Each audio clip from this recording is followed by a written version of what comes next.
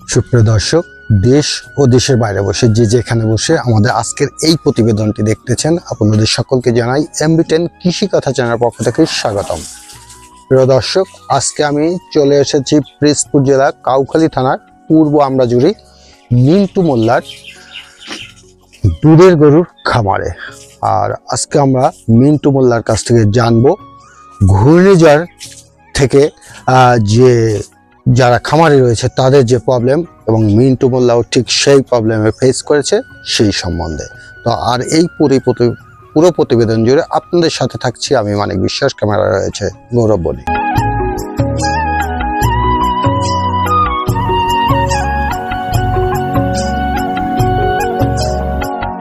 মিন্টু ভাই, MB10 কৃষি কথা চ্যানেলের পক্ষ থেকে আপনাকে স্বাগতম। কেমন আছেন আপনি? আলহামদুলিল্লাহ ভালো, আপনাকেও স্বাগতম। মিন্টু ভাই, আমরা একটু প্রথমেতে জানবো যে আপনি যে বাণিজ্যিকভাবে দুধের গরুর খামার করেছেন, জি, আসলে এটা কিভাবে আসলেন, কেন এই মনের এটা আসলো যে আমি একটা খামারে পরিণত করব বা একটা খামার করব? আবেগ, একটা নিজেও বাঁচি আর একজনও খেয়ে বাঁচে এবং নিজের সংসার চলে। একটা 2 টাকা আপনার এই যে আমার যে কৃষি খামার উদ্যোগ শুধু একটা একার জন্য না, আমি দুধ উৎপাদন করলে বাজারে বহুত লোকে খাইয়ে বাঁচতে পারে, এটাই হচ্ছে মেইন। আর প্লাস আমার কিছু পুঁজিও দাঁড়াই আসে বছর শেষ, কষ্ট হইলেও। আমরা একটু জানতে চাবো যে আপনি এই খামার কত সালে শুরু করেছেন? আমার খামার শুরু 2001 সালে। 2001 সালে? জি। তো এখন 2024 সাল। কটা গরু দিয়ে শুরু করেছিলেন? আমার ফার্স্ট গরু শুরু একটা গরু। সেই গরুটা কোন প্রজাতির ছিল? আমার সেটা হচ্ছে দেশি প্রজাতি, লাল দেশি একটি লাল গরু ছিল। এটা কি আপনি কিনে নিয়েছিলেন? এটা আমার গরু কেনা ছিল মাত্র 3500 টাকা দামের। 3500 টাকা দাম? জি। তো এখন এই 2024 সালে আপনার খামারে কটা গরু রয়েছে? এই বছর গরু ছিল আপনার টোটালে 9টা। তো সেখান থেকে আপনার 3টা বিক্রি হয়েছে। 3টা অলরেডি সেল করেছে। ওগুলা কি গাভী গরু ছিল না ষাঁড় গরু ছিল? সব গাভী ছিল, বাচ্চা। সব গাভীর বাচ্চা ছিল, সেটাও গাভী ছিল। জি। তো এখন যে গরু রয়েছে 8টা এই মুহূর্তে খামারে, 7টা রয়েছে। সেই 7টা আসলে কি আপনার বাইরে থেকে বাজার থেকে কেনা না? সব আমার নিজের গাভীর বাচ্চা, সব নিজের খামারে। জি। তো 8টা যে গাভী, জি, 8টাই গাভী। এখানে এখন গাভী আছে 5টা, তাহলে 5টা রয়েছে। আর ও পাশে দেখেছি একটা ঘরে রেখেছেন যেগুলা বাচ্চা রয়েছে। জি জি। ওখানে রয়েছে? ওখানে একটা আছে। ওখানে একটা, ওটা কি কোন? ওটা হচ্ছে বকনা বাছুর। বকনা বাছুর। এখন যে 5টা গাভী রয়েছে, সেই গাভীতে কি দুধ দিচ্ছে আপনাকে? হ্যাঁ, এখন বর্তমান দুধ দিচ্ছে এবং কয়টা গাভী আপনার এখন বরন্ত আছে আমার। কয়টা গাভী রয়েছে এই মুহূর্তে?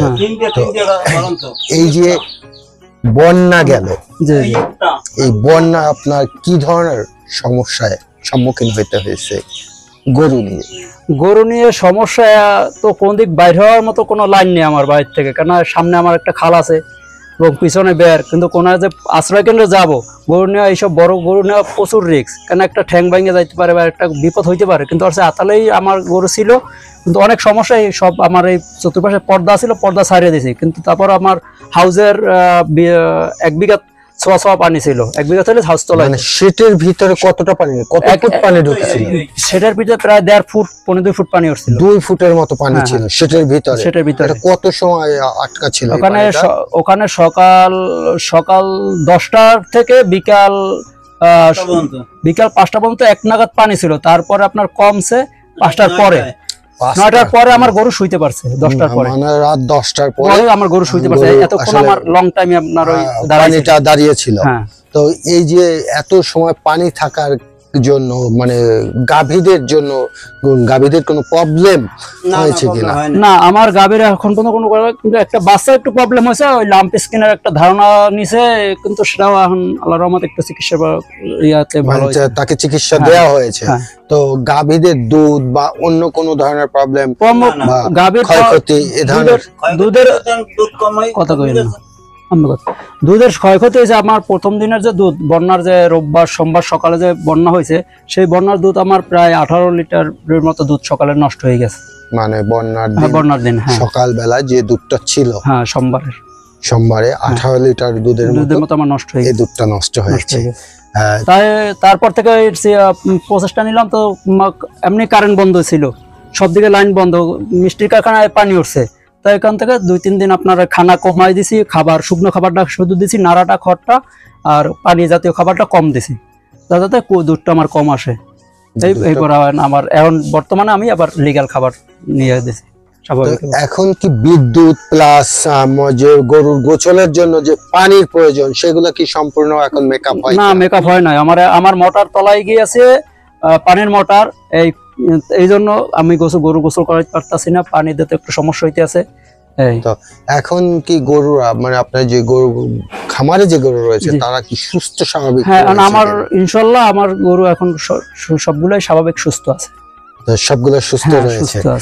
তো এই মুহূর্তে কতটুকু দুধ আমার এখন টোটাল 22 কেজির মতো দুধ, মানে সকালে 22 কেজি, বিকালে কি গরু দুধ দেয়?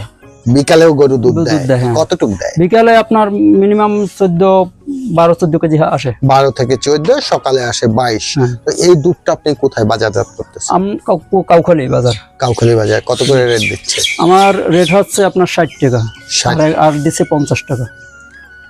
দুই রেটে চলে, দুইটা রেটে চলে, 70-60 টাকা। মানে এটা কেন?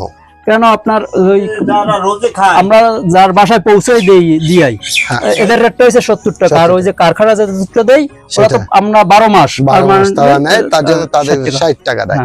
তো গরুর খাবার কিনে দুধের সাথে কি তালমিল হয় কিনা? গরুর খাবার এখন বর্তমানে যে দুধ আসে তাতে আপনার পার ডে আমার মিনিমাম 2700 টাকা গায়ে আছে, মানে বাজে 15 টাকা লাগে। আপনি আস্তে আস্তে বলতেছিলেন যে আমার একটা গাভী রয়েছে যে দুটো চোখে অন্ধ হয়, দেখতে পায় না, দুটো চোখ দেখতে পায় না, সেই গাভীটা কোনটা আসলে? সেইটা আমার এইটা আমার গাভী, এই যে এই গাভীটা, এটা আমার আতালেরই বাছুর। হ্যাঁ, আমার আতালি জন্ম, তার এর বিয়ানো 3টে হয়েছে, 3টা এখন বর্তমানে বাচ্চা দিয়েছে, 3টে পর্যন্ত বাচ্চা দিয়েছে, এখন বর্তমানে আমার গড়ন্ত। আর 2টা বেশি। কতটুকু দুধ দিচ্ছে? এটা আমার লিটার 8 এর দুধ আসে, 8 লিটার দুধ দিচ্ছে। 8 লিটার দুধ দিলে আসলে একটা যে গাভীর যে খাবার এবং পরিচর্যা করতে হয় তাতে কি আসলে এটা কি একজন খামারির জন্য পারফেক্ট হয় কিনা? পারফেক্ট তো ওর জন্য যে 8 লিটার দুধ হলে যে পারফেক্ট হয় তা তো ওর খাবার ওর আসে না, কিন্তু ওরা তো আমার একটা স্মৃতি হিসাবে ওইটা রাখা, আর যে দুধ আছে তাতে চলে, তার থেকে মেকআপ করে নিতে হয়। অন্য দিক থেকে ওটা হচ্ছে আমার একটা স্মৃতি যে আমার এক খামারেরই একটা গরু যে দুটো চোখে দেখতে পায় না। তো এটা আপনি কি দীর্ঘদিন যাবত রাখতে চান কিনা? হ্যাঁ, এটা দীর্ঘদিন যাবত রাখতে চাই, এটাই আশা। এটাই আশা। ওটা বিক্রি করার মতো আমার যতদিন পর্যন্ত উপরওয়ালা ওকে পৃথিবীতে রাখবে অতদিন আপনার খামারেই থাকবে। জি। তো আপনি আরেকটা আছে 12 বিয়ানের, 12টা বিয়ান দিয়েছে। তো সেটা আমার আতালের বুড়া। আতালের বুড়া, জি। মানে ওটাও কি আপনার এই খামারের বাছুরই ছিল? সবই আমার খামারের, বাইরে থেকে আমি কোনো গরু নেই। তবে আপনার গরু আমার এই আছে, এরপর কিনছি গরু, সেসব গরু নাই কোনো। তো এখন পর্যন্ত আপনি গরু যে সেল করেছেন, কতগুলো গরু সেল করেছেন এত বছরে? আনুমানিক তো হিসাব না, আনুমানিক একটা বলতে পারেন যে আমরা এত টাকা বেশি 1 লাখ।